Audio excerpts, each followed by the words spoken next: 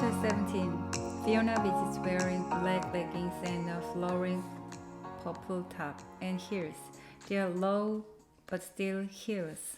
Definitely not typical Fiona wear. Were you at church? I asked, sitting up. She nods, solemnly, and now I see that her eyes are rimmed red. Lucy's memorial service. I say with a small voice, I forgot. She pulls up a chair and dissolves into it. I was awful. Well, everyone said it was moving and beautiful and perfect, but I thought it was awful.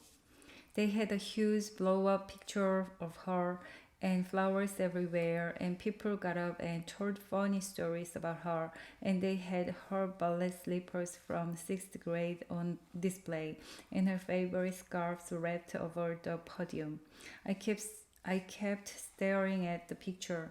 I wanted to look somewhere else, but I kept staring at it. I pass her Lucas the bear. She hugs him fiercely and starts sobbing. Why did she have to die? Why? Why? Why? She's not expecting an answer, and that's good because I sure don't have one. I rest my hand on her shoulder, knowing I should be grateful I'm still alive, but somehow I'm not. I know it's selfish, but I can't help thinking that Lucy is the lucky one. For Lucy, there's no pain, no rehab, no running to live disabled. There's no anger or self-reversion.